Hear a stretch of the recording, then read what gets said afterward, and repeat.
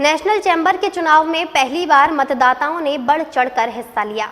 भले ही इस वर्ष अध्यक्ष पद पर चुनाव नहीं था, बावजूद इसके कि चुनाव के इतिहास में पहली बार मतदाताओं ने मतदान में बढ़ चढ़कर हिस्सा लिया। चुनाव के दौरान 850 से अधिक सदस्यों ने वोट डाले।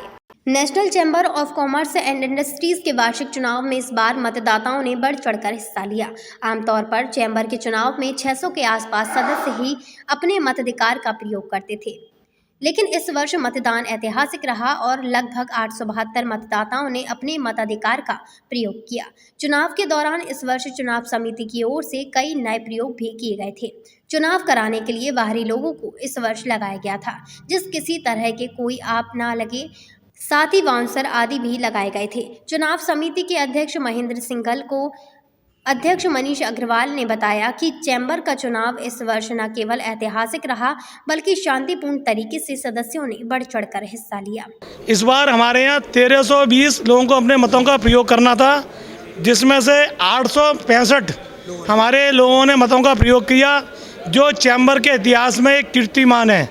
और इसके लिए मैं चैम्बर के सभी प्रत्याशियों और चैम्बर के माननीय सदस्यों का धन्यवाद देना चाहूँगा, जिन्होंने उत्साह और शांति के साथ मतदान का प्रयोग किया।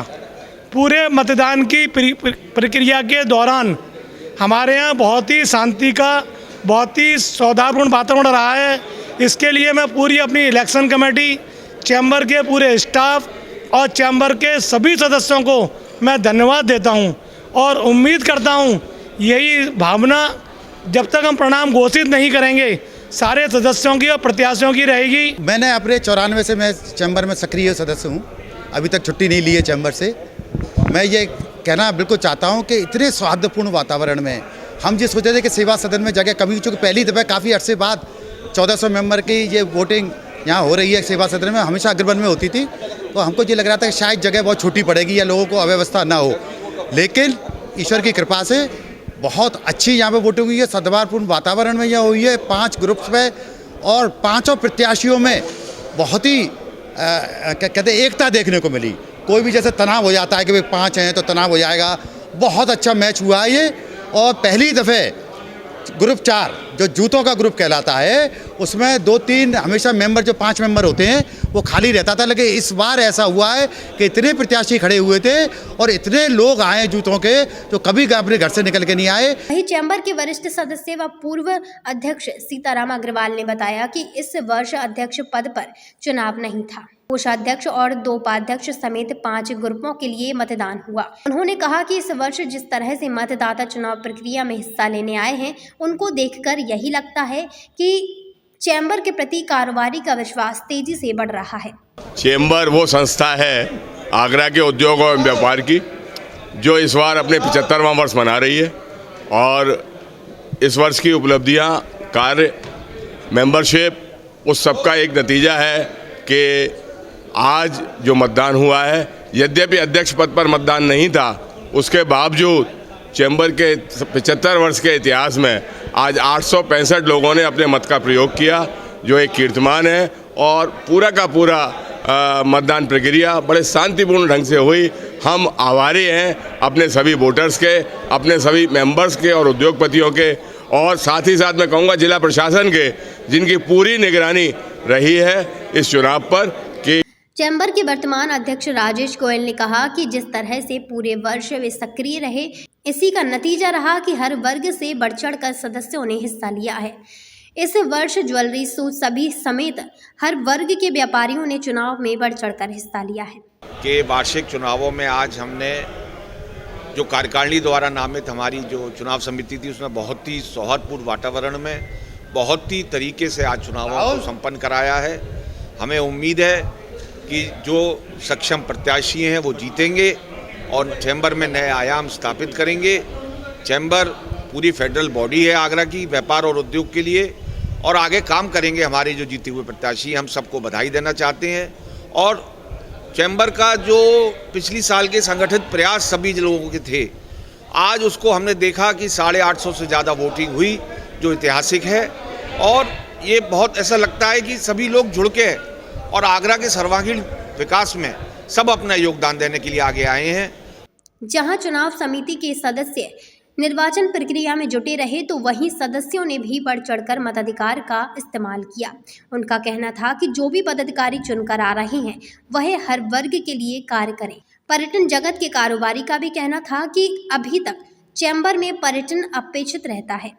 इस बार उम्मीद है कि पर्यटन के प्रति भी चैम्बर गंभीरता दिखाएगा। देखिए, प्राथमिकताएं तो चैम्बर की कई पुराने समय से चली आ रही हैं, लेकिन मैं 2-3 काम पकड़ूंगा। एक तो डोमेस्टिक एयरपोर्ट हमारा पूर्ण रूप से सुचारू रूप से क्रियान्वयन हो, ये बहुत हमारी आवश्यकता है। आगरा वर्ल्ड का माना हुआ शहर है, टूरिस्ट लाखों की तादाद में इंडियन और बाहर का भी आता है, तो मेरी सर्वप्रथम प्राथमिकता यही रहेगी कि डोमेस्टिक जितनी मैक्सिमम फ़्लाइट और डोमेस्टिक एयरपोर्ट का निर्माण हो और उसके लिए फ़्लाइटें जितनी हो वो आवे। सेकंड, हमारी जैसे बैराज से संबंधित आगरा को सुंदर बनाने के लिए बैराज की भी मांग पास हो गई है हमारी। अभी योगी जी ने कहा वो तो उसकी भी गई है कि उन्होंने कहा कि हम एयरपोर्ट आगे बनाएंगे, लेकिन जो धरातल पर आवे ये प्राथमिकताएँ। आगरा की ट्रेड और इंडस्ट्री के लिए तो मैं इतना ही कहना चाहूँगा। मैं 14-15 का भी अध्यक्ष रहा।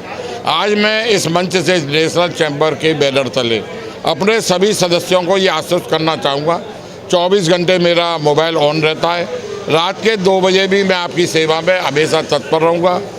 अगर चैम्बर के सभी सदस्यों ने मुझे सपोर्ट किया होगा तो मेरी सबसे पहली मतदान जो है प्राथमिकता रहेगी चैम्बर के प्रत्येक मेंबर से फेस टू फेस रखना।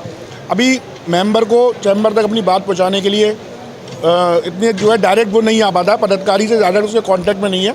मैं ऐसा प्रयास करूंगा कि मैं उन सबके कांटेक्ट में किसी सोशल मीडिया के थ्रू या किसी और तरीके से उनसे लगातार जुड़ा रहूं, जिससे कि कोई भी बात वो अपने कहें तो वो डायरेक्ट बात मेरे तक पहुंच जाए। व्हाट्सएप पर ही अगर कोई बात आए तो उनकी समस्या के समाधान के लिए हम लोग कार्य कर सकें। 10:30 बजे से मतदान प्रक्रिया शुरू हुई, जो शाम 3 बजे तक चली। आधे घंटे के विश्राम के बाद मतगणना शुरू हो गई।